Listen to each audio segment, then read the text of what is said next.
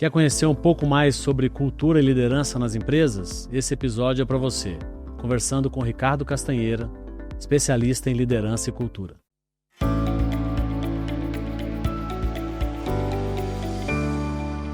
Olá, bem-vindo ao José Adriano Talks. No episódio de hoje vamos falar sobre o que realmente funciona em liderança e o que não funciona, claro. O nosso podcast é apoiado por MeetSafe, Grupo LPJ, KT Group e Bluetex. Estamos recebendo hoje Ricardo Castanheira, especialista sênior em cultura, liderança e engajamento, mentor de líderes e profissionais de RH. Ricardo, muito bem-vindo, obrigado. Eu que agradeço o convite, sempre à disposição. Muito bom. Vamos começar a falar de liderança ou de cultura? O que você prefere? Bora falar de cultura primeiro? Porque Vamos. uma coisa puxa a outra. Você que manda no assunto, então, por gentileza, fala um pouco de como a cultura hoje está impactando as empresas e as pessoas. Bom, antes de mais nada, é importante definir assim, de uma forma bem simples, né, o que é a cultura. Eu acredito que cultura ela tem várias nuances, né, mas a principal delas é a questão do comportamento. Quando uma empresa deseja criar, implantar uma cultura ou até fortalecer a cultura, e ela tem que ter uma finalidade clara, né? Que é fazer com que as pessoas se comportem da maneira como ela deseja. E para isso ela precisa criar alguns drives, né? Algumas diretrizes que sirvam de referência para todos na empresa e que precisam ser colocadas em prática por quem definiu. E aí vem o primeiro drama da cultura, né? Que é o exemplo, né? Eu acho assim que sem exemplo não tem cultura. Ou tem, porque a única coisa que a gente tem certeza é que todas as empresas têm cultura, inclusive as que não querem ter. Porque a cultura ela não nasce da decisão de se criar as diretrizes, ela nasce naturalmente, organicamente, né, nos corredores da empresa, a partir dos comportamentos e dos códigos de conduta e de valor que as pessoas criam. Quando a empresa não age intencionalmente no sentido de criar uma cultura que favoreça o negócio, é exatamente isso que acontece. Ela vai se formar naturalmente e aí ela pode levar a empresa para um caminho viável ou inviável, né? E as pessoas, normalmente, por não entender muito sobre o assunto, não dão a ele a devida importância. Vai tocando do jeito que tá. Exatamente. Teve uma vez que eu estava numa palestra de um desses founders aí das empresas startups, que hoje é uma grande empresa, eu não vou citar o nome da empresa, que eu perguntei para ele num dado momento sobre cultura, e na altura em que eu perguntei para ele quando isso aconteceu, a empresa já estava lá com seus 15 anos, né? É uma empresa famosa, e eu perguntei para ele se ele tinha uma cultura formatada e se essa cultura era seguida pelas pessoas. Eu falei assim, olha, foi o grande erro que eu cometi quando eu comecei com a minha startup. Eu não criei uma cultura e a cultura se criou sozinha. Hoje eu não sei se tem mais algum psicopata andando pelos corredores da empresa. E é exatamente isso. Quando a empresa negligencia a criação de uma cultura, né, que gere um resultado sustentável, orgânico, o que acontece é que as pessoas vão definir como que as coisas vão funcionar, os códigos de valores, códigos de ética, as estratégias de relacionamento, de tomada de decisão. Então a cultura é um grande guarda-chuva que deve abrigar a todos, mas que só funciona se o líder principal da empresa, no nível estratégico, dá exemplo. E a partir daí eu recomendo que todas as decisões da empresa passem pelo código de cultura. Então, quem tem que ser promovido, por exemplo, é quem tem não só resultados, mas comportamentos e atitudes alinhadas àquele código de valores. Da mesma forma, se você promove alguém que só gera resultado, mas cria um ambiente tóxico, e este ambiente tóxico ele vá contra o que a cultura prega, você está dizendo para as pessoas que a cultura não vale, que é só para inglês ver. Então, tem que ter uma coerência. A cultura, ela... Por que eu acho importante falar de cultura antes de liderança, né? Porque hoje, por exemplo, eu não trabalho mais liderança sem entender a cultura da empresa. Certo. E quando a empresa não tem uma cultura definida, a gente tenta ensaiar que diretrizes eles querem, que tipo de comportamento eles acreditam que o líder precisa ter para gerar os resultados. E é possível você salvar uma empresa que não tem cultura ou que tem uma cultura autocriada? Vamos pegar um exemplo, seja 10, 15 anos, 20 anos, 30 anos, não? Como é que como é que você entende e trata essa situação? É possível, né? Desde que a cultura que se criou sozinha, ela seja minimamente sustentável. Que pode ter uma situação que não seja. Pode. É o que Certo. acontece na maioria das vezes. Normalmente, quando você não tem uma diretriz e as pessoas elas crescem e se formam dentro da empresa e vão criando seus próprios códigos internos, a tendência é que isso não seja muito produtivo, para dizer o mínimo, né? Porque existe uma coisa que, inclusive, eu tenho pensado muito e tem orientado muito meus trabalhos sobre cultura e liderança, que é a figura do terceiro elemento. Em qualquer conversa numa empresa onde duas pessoas estejam presentes, não existem somente duas pessoas, existem três pessoas. O terceiro elemento é o interesse da empresa. E se a cultura não existe e ela cria-se sozinha, esse terceiro elemento ele não está no jogo. O que vai estar no jogo são os interesses de cada um. E esses interesses eles vão sobrepor os interesses da empresa. Então a chance de uma cultura, como você citou, autocriada, né, digamos assim, dar certo é pequena, no meu ponto de vista. Porque os interesses das pessoas sempre falarão mais alto se a empresa não deixa claro os interesses dela, as prioridades dela, o que ela espera, o que ela realmente precisa. E nem sempre dá para salvar uma empresa numa situação dessa. Existem empresas com cultura criada que não conseguem ser salvas, Não digamos consegue assim. mudar aquela cultura Porque mais. a cultura ela não é percebida na prática.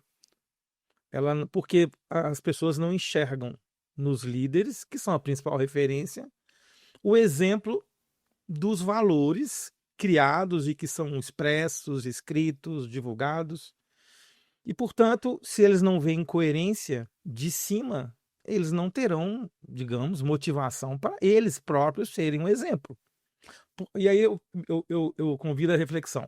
Imagina uma pessoa trabalhando numa empresa e ela percebe que o que se quer que se faça não é seguido no nível superior. Que estímulo ele tem para ele ser o exemplo? Um pouco, né? Então, eu acho assim que a palavra-chave, tanto para a cultura quanto para a liderança, tem que ser exemplo. Eu acho que o exemplo arrasta mesmo, sabe? E vamos combinar, né? As pessoas elas já estão um pouco saco cheio da falta de exemplo no mundo, né?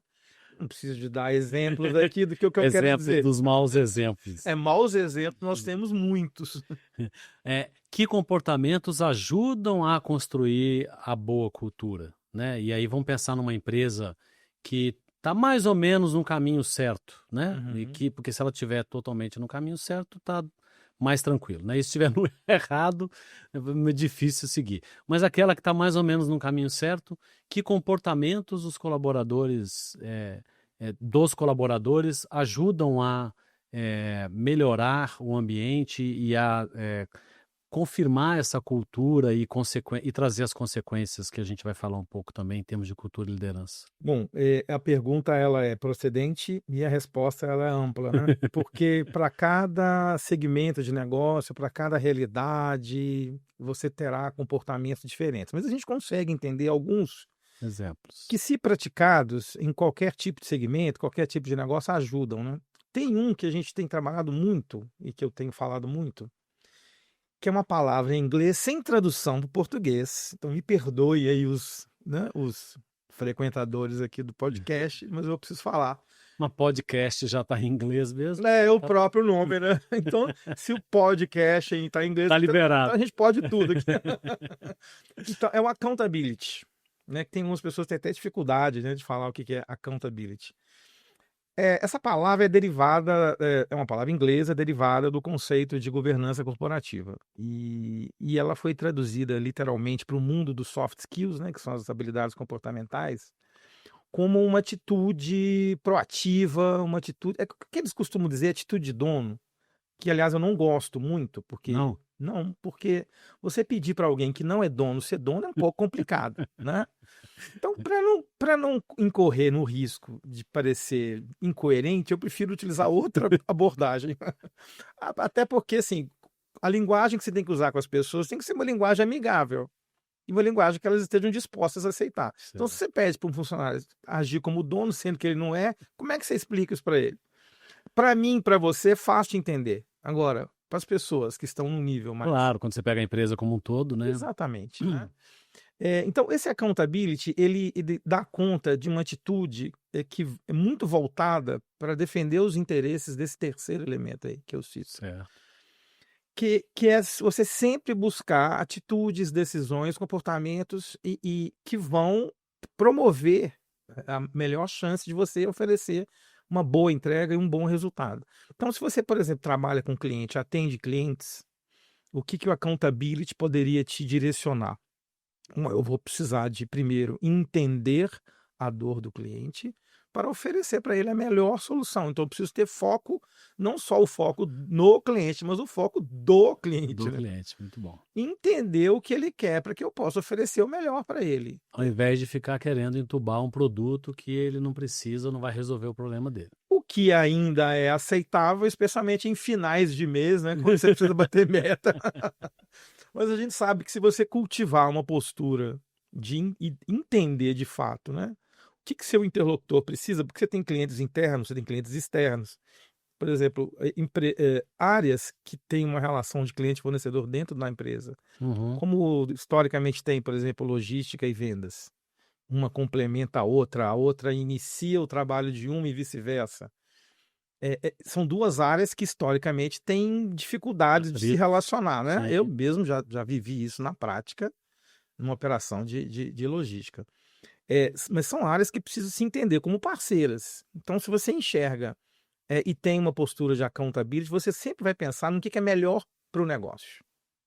E aí, uma vez que você tem essa visão e você é revestido de alguma autonomia, isso vai te dar prontidão, um senso de urgência, que não é simplesmente atropelar as coisas, mas uma capacidade de enxergar e de priorizar o que é mais importante em qualquer nível de decisão.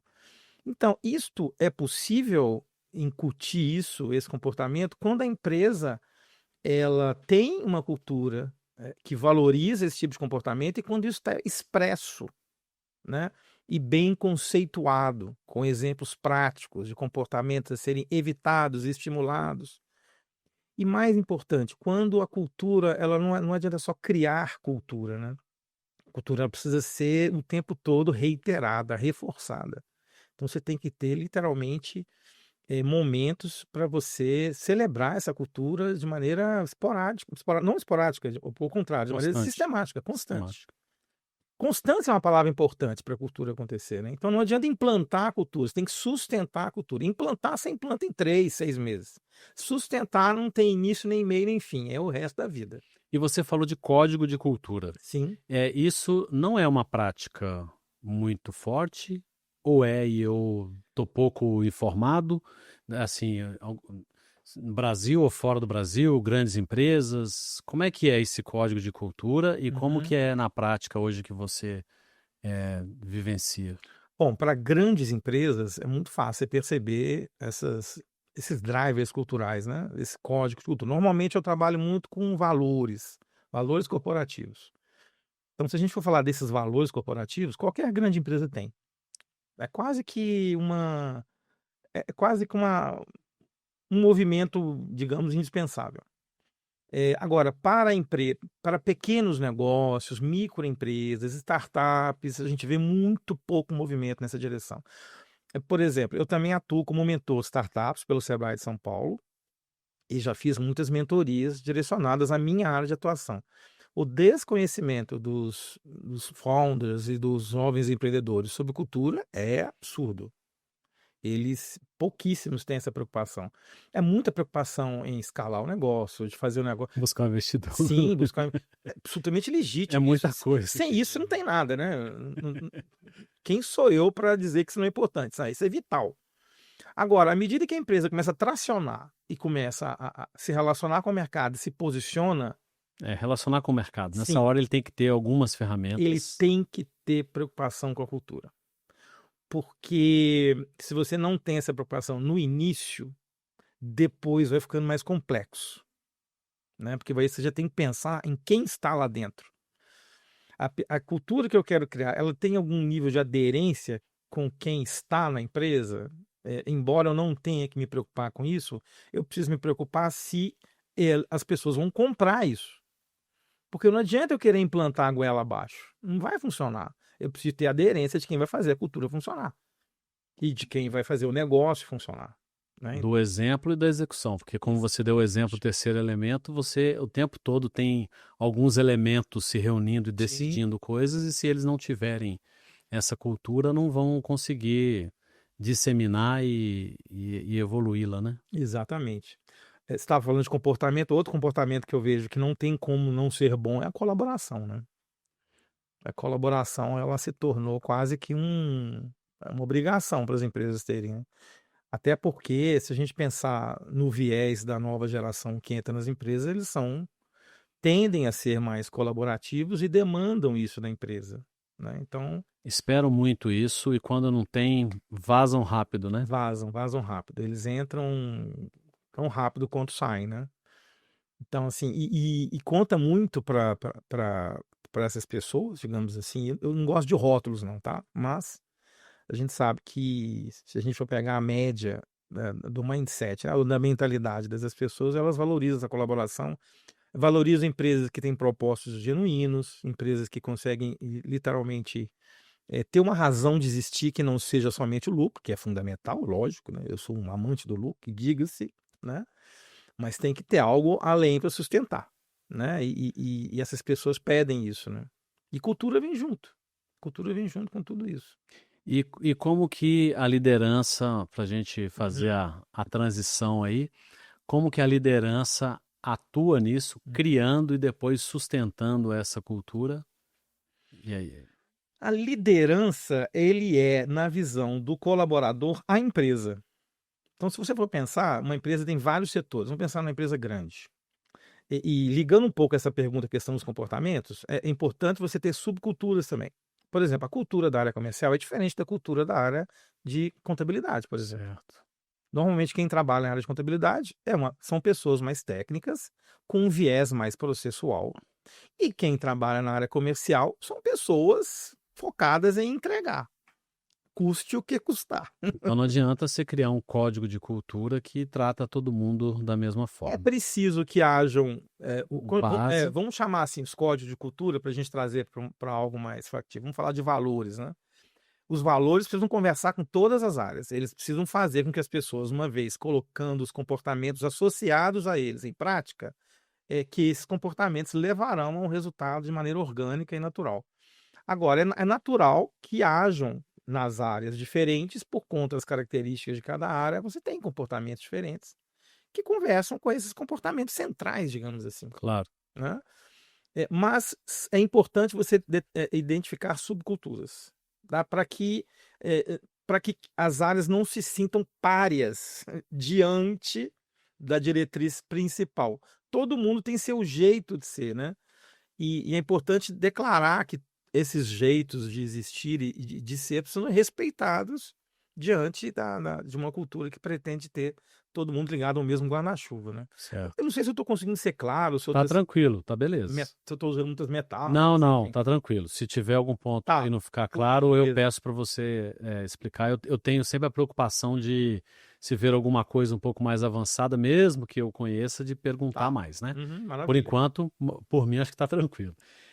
Mas aí voltando na liderança, A liderança, aí você fala agora a posição e a atuação Perfeito. adequada da liderança. Então, como eu adiantei, o líder ele tem que ser o grande porta-voz da cultura, né? Então, além das lideranças estratégicas, né? Vamos falar lá dos C-levels, né?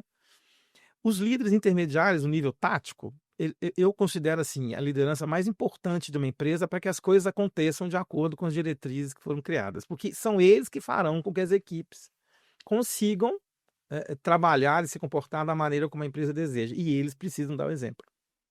Então, se a empresa determina como seu código de ética um valor chamado colaboração, ele precisa ser colaborativo. Certo. Ele precisa ter um viés de atuação com sua equipe minimamente colaborativo, e mais do que isso, né? Ele não pode se fechar na sua área de forma a se entender como um silo que não conversa com outras áreas.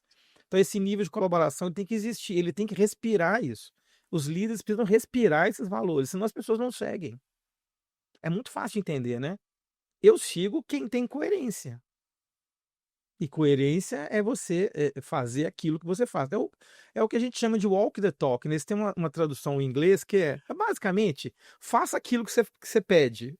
Walk the talk, traduzindo livremente. Isso aí, faça para os outros o que você espera que seja feito por você. Isso. Então, se ele, por exemplo, cobra da equipe um determinado Colaboração comportamento, tem que ser colaborativo. e aí você percebe isso em todos os níveis, né? Por exemplo, se ele quer que a equipe tenha uma certa disciplina com horários, ele também precisa ter. Ele não é diferente de ninguém, né? Então, o que eu quero que a minha equipe faça, eu preciso ser isso. Tá? Eu acho que tem que ser a prerrogativa do líder. Por isso que eu não gosto de trabalhar desenvolvimento de liderança sem entender a cultura da empresa. Às vezes um cliente chega e pede, eu quero que você desenvolva os líderes nisso. Por quê? Primeira pergunta que eu faço, por quê? Se não conseguir explicar, eu vou perguntando até entender de onde veio essa demanda.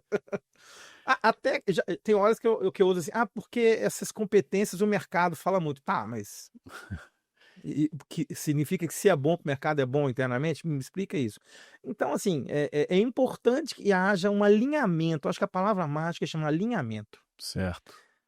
O líder tem que estar alinhado com a cultura, todos os líderes em todos os níveis. As equipes precisam estar alinhadas a essa cultura. Isso não significa que todo mundo vai acertar e que erros não acontecerão. Claro. Como seres humanos que somos, a única certeza que temos é que vamos errar.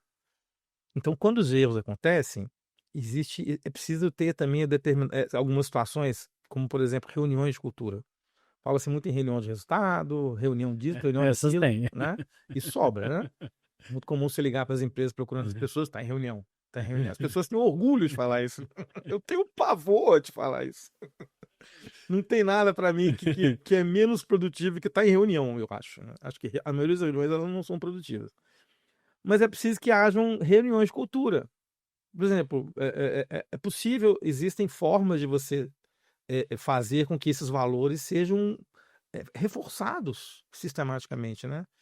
Então, uma reunião de cultura, por exemplo, um líder se senta com a sua equipe mensalmente e, pessoal, vamos conversar sobre os nossos valores esse mês. A gente conseguiu ser o que o valor pede? Né? O que a gente fez de bom? O que a gente fez de ruim? E o que a gente precisa mudar?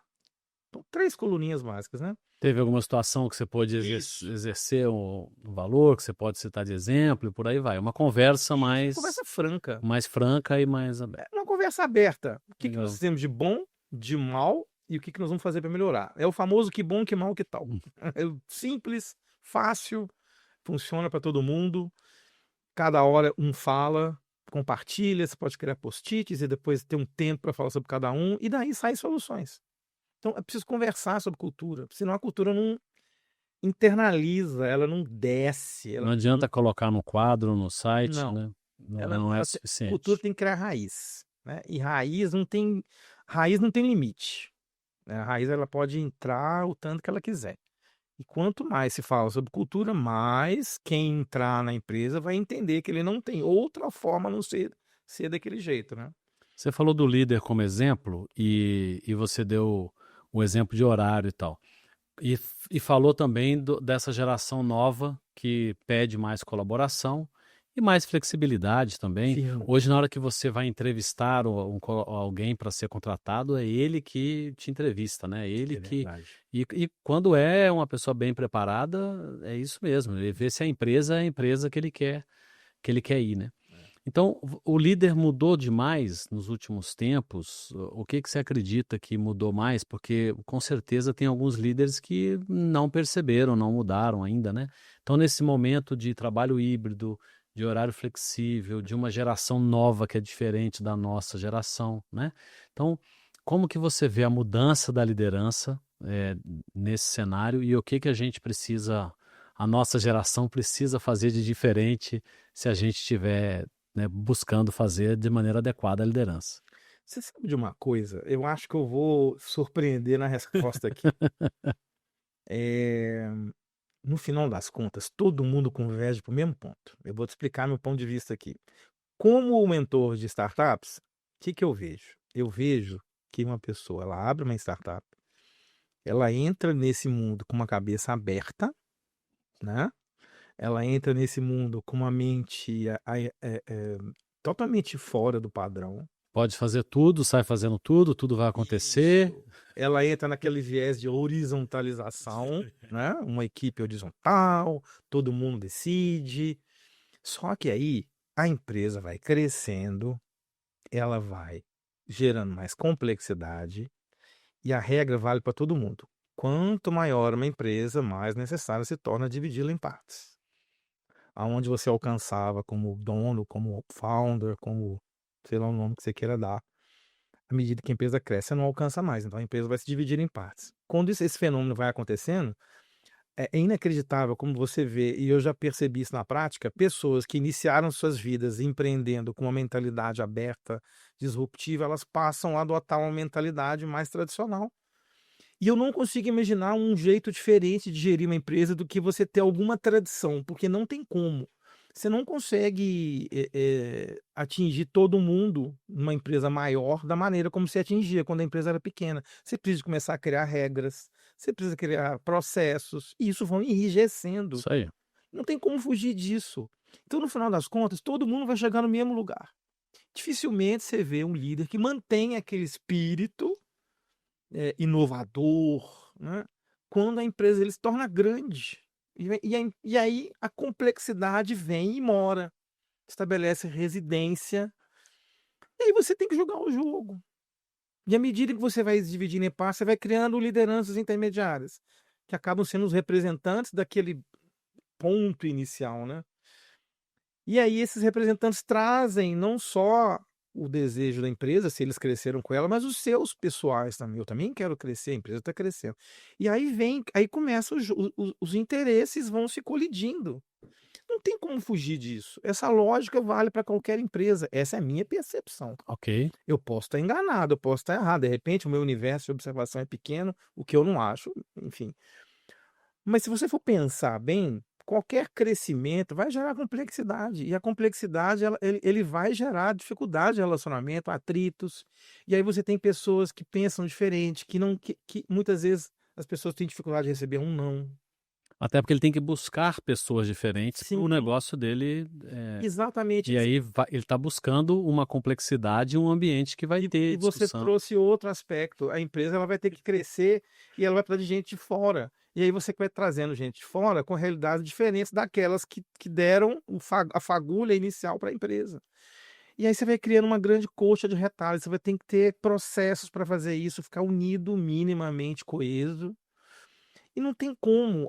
Essa complexidade torna o trabalho do líder um trabalho muito semelhante aos líderes tradicionais. Então a hierarquia tem que ser respeitada. Liderar não é somente colaborar, trabalhar horizontalmente. Há momentos que você tem que comandar. Há pessoas que querem líderes autoritários. Então você tem que saber, entender se aquela pessoa que está na sua área, qual é o tipo de liderança que ele entende, que ele valoriza. Você tem que ser vários líderes. É louco isso, né? É louco, porque o líder já tem uma dificuldade Porque veja, de liderar se e ainda ter que liderar pensando de atender aquele público para ele conseguir o melhor de todos, né? existe uma máxima, desculpa te interromper, mas caminhando no que você está falando aí, existe uma máxima, eu até me perdoo por não saber de onde a fonte da informação. Me parece que é um estudo da McKinsey que eu vi, mas eu não sei qual que é a fonte da McKinsey, que é uma grande consultoria. Eles dizem que a capacidade do líder em gerar resultados com a equipe direta é de no máximo 6 a 7 pessoas. A partir daí você tem que começar a subdividir. Então, digamos, entendendo isso como verdade, Certo. você consegue gerar influência e resultados para um grupo de 7 pessoas. A partir daí, você tem que começar a dividir essa tarefa. Isso significa que você vai ter que criar lideranças intermediárias. Sim. Isto vai ao encontro do que eu disse sobre a complexidade das empresas, né? Tá, a gente fica pensando, o que era antes uma prerrogativa do founder, ele vai ter que dividir isso com várias pessoas, com culturas pessoais diferentes, com interesses diferentes. Então, no final das contas, o líder da antiga geração, da minha geração, que é anterior à sua, eu tenho certeza, ele tem aquela prerrogativa mais tradicional de chegar e fazer o que a empresa quer. Os novos profissionais entram nas empresas com uma aspiração maior e quando eles assumem cadeiras de liderança, eles já vão com uma mentalidade diferente, mas se deparam com um modo de trabalho ainda complexo, porque não tem como você fugir de determinadas regras. Todos têm que se adaptar ao ambiente. Todos têm que se adaptar ao Tanto ambiente. nós quanto os novos, de alguma forma, têm que se buscar essa adaptação. Tem que haver hierarquia. Não tem como fugir disso. Senão não funciona. Não dá para você ter uma sociedade livre, aberta, autorresponsabilidade, accountability na vida, todo mundo vai fazer sua parte. Chega numa hora que você tem que ter hierarquia, e eu não estou dizendo de autoritarismo, e se existe respeito gera confiança. O respeito, ele conversa com qualquer estilo de liderança. Você pode ter um estilo mais de cima para baixo, que alguns podem interpretar como autoritarismo, e não é isso que eu estou falando de um comando que vem de cima, e ainda assim atuar com muito respeito. Você não precisa dar um feedback negativo xingando ninguém, você pode fazer isso com um sorriso no rosto, sem levantar a voz. Ninguém precisa levantar a voz. É que nem fazendo analogia com a educação dos filhos, né? Se você chega para o seu filho pequeno, que ainda não entende tudo, chega no nível dele, olha no olho dele, fala o que ele tem que falar, ele vai entender. Ele vai fingir que não vai entender, mas ele vai entender. Só que aí a gente tem que falar uma coisa que eu falo muito nas empresas. Aqui não é lugar de criança, aqui é lugar de adulto. Deixa a criança em casa e traga o adulto para cá. Não quer dizer que você não tenha problemas que você traz, você vai trazer todos. Mas aqui, você precisa entender que nem sempre você vai ter aquilo que você espera, porque existem vários interesses e o interesse da empresa tem que estar acima de todos. Muito bom. Tem E sentido isso? total sentido. Assim, muita reflexão aqui que você está trazendo. E só para tentar. Porque as pessoas tendem a falar muito no líder servidor, né? E que a gente tem que servir o tempo todo e que o líder sempre é responsável por tudo, né? De uma maneira mais simplista, né?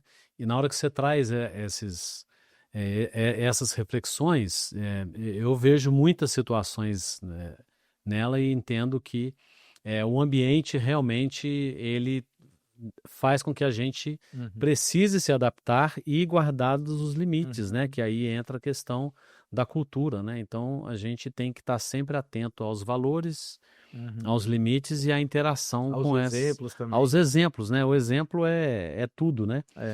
Mas se eu pudesse resumir a sua Pode. pergunta e tentar levar para um ponto onde todo mundo vai entender o seguinte: independente do seu estilo de liderança, você precisa hoje em dia ser um líder humanizado. Isso você não pode abrir mão. E isso já é uma mudança Isso já é uma mudança. da nossa geração mais Exato. para trás, porque tinha muita liderança não humanizada, né? Exatamente. Os líderes mais antigos, eles ainda acham, muitos ainda não entenderam que o simples fato da pessoa estar lá, ela já está disposta a fazer o que tem que ser feito. E não é assim que funciona. Você precisa convencer essas pessoas. Você tem que ter uma narrativa, né? Acho que narrativas são bem-vindas, desde que elas sejam autênticas, né? Uma narrativa que realmente gere a vontade da pessoa, o interesse dela em colaborar, em fazer o que precisa ser feito, né? Sobre estilo de liderança, a gente vê muito líderes tentando ser mais executores, outros tentando delegar mais, e em muitos casos os dois errando, né? Porque como que você ajuda líderes ou que sugestão você tem para um líder que tem hoje esse desafio, acha que delega demais ou acha que executa demais? Como que ele pode equilibrar mais isso? Ótima pergunta. Tem uma máxima em liderança que eu digo o seguinte: olha, o líder não pode desconfiar por presunção. Porque, veja, eu vou responder essa pergunta, mas eu queria fazer um preâmbulo antes. Vamos lá. E não me deixa ficar sem resposta, tá? Não deixa. Se você me deixar, eu viajo, eu não volto. Mas vamos lá. Quando eu digo que ele não pode desconfiar por presunção, a prerrogativa é simples. As pessoas da equipe dele são recursos, ok? Sem querer desumanizar ninguém. Sim. Então eu pergunto, como que um líder pode aceitar recursos tão valiosos, sendo que um ou dois desses não funcionam? Porque ainda existe líder que vai para a reunião de resultado e usa como justificativa na cabeça dele de que o resultado não saiu porque a equipe não trabalhou bem. Certo. Eu acho isso simplesmente inacreditável. Quando ele diz que a equipe não trabalhou bem, ele está dizendo dele mesmo, não da equipe. Ele é o responsável pelo resultado da equipe. Isso mostra que o líder precisa fazer a equipe funcionar. Se a equipe é enxuta demais e ele tem que ser o que a gente chama de hands-on, botar a mão na massa, ele vai ter que fazer isso, não tem alternativa. Ele tem que lutar por uma equipe minimamente estruturada para que ele consiga delegar. E vem aí a questão que eu falei que ele não pode desconfiar por presunção. Se ele não a delegar porque desconfia que a pessoa não será capaz, então o primeiro ponto é, você tem certeza que a pessoa não vai dar conta? Você já testou? Então, o que essa pessoa está fazendo na equipe? A pergunta que eu faço, pergunta de $1 milhão. Se não delega, Você não porque delega, acredita que não vai fazer, por que tá lá? o que a pessoa está fazendo aí? Aí, essa pergunta que eu faço. E as pessoas acham que a resposta não cabe a ele responder. Cabe sim. Então, eu costumo dizer o seguinte, o líder precisa delegar, porque o papel dele não é ser o executor. O papel dele é fazer com que as pessoas entreguem. O líder tem que cuidar de gente. Quem tem que cuidar de processo e resultado é a equipe. Essa que é a grande diferença. Essa é uma definição muito boa. O papel do líder é fazer a equipe entregar. Quem tem que entregar é a equipe. Então ele tem que ter a convicção de que se a equipe entregou, ele foi bem sucedido como líder. Muito bom. Simples assim. Agora, se ele se sobressaiu na execução, ou de fato a estrutura da equipe não é suficiente para que ele abra a mão da execução, e aí tudo bem, ninguém vai morrer por causa disso. Você não precisa perder noite de sono por causa disso. O recurso que você tem não é suficiente, você tem que acrescentar o seu. Tudo bem. Claro. Eventualmente faz parte do processo. Isso é comum. As empresas estão cada vez mais enxutas. É normal isso acontecer. Ninguém precisa ficar sofrendo por causa disso. Agora, se a equipe tem uma estrutura boa e você consegue delegar, delegue tudo que você puder. E outra coisa, líder não pode ficar sem sucessão. A coisa que eu mais falo em mentoria de liderança. Você precisa criar um sucessor. Ah, mas Ricardo, eu corro o risco dele querer o meu lugar? Sim, você corre. Mas você corre outro risco também. De conseguir outro lugar. De ficar parado onde você está. Porque se chegar uma oportunidade, se não tiver ninguém no seu lugar, você vai ficar aí. Então, você tem que tomar a decisão. E essa é outra coisa também, sabe? As pessoas não tomam decisões porque têm medo. Cara, o medo ele existe, o risco existe. Você vai encontrar pessoas colaborativas e não colaborativas. Você vai encontrar pessoas com caráter firme e sem caráter. Só que é o seguinte, não existe inexistência de risco nas empresas, nem no resto da liderança. Tudo é um risco. Você tem que trabalhar para mitigar e tem decisões que você tem que tomar, né? Exatamente. Se não tomar nenhuma decisão, você vai ficar o tempo todo arrependido de não ter tomado nenhuma decisão. E aí o que eu digo para os líderes? Olha, a melhor forma de você diminuir o risco é conhecer as pessoas que trabalham com você. Você não tem que ser melhor amigo de ninguém, primeiro ponto. Ninguém tem que ser melhor amigo de ninguém. Você não tem que frequentar churrasco com ele, nada disso. Você tem que conhecer quem está trabalhando com você. Então você tem que não só conhecer como eles são do ponto de vista profissional, mas pessoal também. Como é que eles estão em casa? O que eles fazem no final de semana? O que eles gostam? O que eles não gostam? Cria encontros para conversar. Troca ideia. Sem falar de trabalho. Cria conexão. Ajuda, né, a entender melhor e até saber alguma situação que eventualmente você pode colaborar. E às vezes só o fato de você oferecer um ouvido atento já ajuda as pessoas a resolver seus próprios problemas. Por onde começar uma jornada real de desenvolvimento para alguém que quer ser um líder colaborativo, um líder up-to-date? Primeiro ponto é saber se ele quer ser líder. Considerando que queira. Então porque, vamos lá. Porque é uma coisa importante, eu acho legal. Fenômeno, né? Sim, eu na minha vida profissional, diversas e diversas vezes eu tive convites feitos e recusados porque o profissional falou, não quero ser um sênior especialista, mas não quero, né, não quero ser líder. E a gente tem que respeitar isso mesmo. Bom, acho que a primeira reflexão que ele precisa fazer é o seguinte, o quanto você gosta de gente. Porque você vai ter, como líder, se dedicar às pessoas da sua equipe. E se dedicar às pessoas da sua equipe é se conectar com elas antes de tudo, entender com quem que você trabalha, ter curiosidade pelas pessoas, e tentar se livrar dos seus vieses, né? Porque às vezes você vê uma pessoa andando na rua, no corredor da empresa, sem nunca ter trocado uma palavra com ela, você já acha que sabe quem a pessoa é. Até o momento que você se senta com ela e entende a realidade dela. Aí você vê que é outra coisa. Então, a primeira coisa que o líder tem que entender, assim, se ele realmente está disposto a estabelecer conexão com as pessoas, porque ele vai precisar disso. As pessoas, uma liderança produtiva, ela é muito baseada na confiança. Confiança vem do respeito, né? Então, se ele estabelece laços de confiança com as pessoas, ele consegue o que ele quiser. O que ele quiser. E é mais simples do que parece. Então, ele tem que ser coerente, ele não pode ser injusto, ele não pode ter preferências e tratar as pessoas de forma diferente. Ele precisa ser justo, equânime, ele tem que ter curiosidade para saber quem que as pessoas são, se interessar genuinamente pela vida delas, sem querer entrar demais, obviamente, sem guardar as limitações. Nem recomendo, sim. Se as Claro. pessoas me perguntarem, eu posso fazer o melhor amigo na minha empresa? Não recomendo, não. Mas se acontecer, tudo bem, mas saiba separar. Claro. É muito comum, tem empresas que a gente acompanha desde o início e já cresceram, aí você vê aqueles dramas de cultura, né? Que antes era tudo no laço da amizade, agora a empresa cresceu. Olha, tem um monte de gente de fora entrando e eles não enxergam isso. Então, cara, você tem que saber separar. Então, onde você não ouvia um não antes, porque era amigo, você passou a ter que entender um não. E um não, às vezes, é um feedback de crítica. Então, gente, empresa é para adulto, não é para criança. É o primeiro ponto que tem que falar. É para adulto. Então, você vai ter que saber lidar com crítica, você vai ter que lidar com conflito, você vai ter que ter conversas difíceis. As perguntas, às vezes as pessoas pedem para me falar sobre felicidade no trabalho. Felicidade no trabalho é maturidade no trabalho. É você ter conversas difíceis sem morrer. É você saber dar um feedback crítico, respeitoso e que a pessoa saia estimulada. E é você saber ouvir quando você não está atendendo e tá tudo bem, não é pessoal, não leva pro coração. É isso aí. É coisa de adulto. Criança fica em casa, adulto vai trabalhar. É simples assim. Muito bom. Ricardo, muitíssimo obrigado. Você está conosco aqui, foi muito boa a conversa. Prazer. Falei demais, não? Não, falou não. Muito obrigado. E para você que nos acompanhou no José Adriano Talks, o nosso podcast está disponível no YouTube e nas demais plataformas de áudio. Nosso podcast também é apoiado pela Bluetex, MeetSafe, Grupo LPJ e KT Group. Siga-nos nas redes sociais, @JoséAdriano, @MeetSafe. Deixe seu comentário, sugestão de tema, sugestão de convidado. Vai ser muito bom interagir com vocês e até o próximo episódio.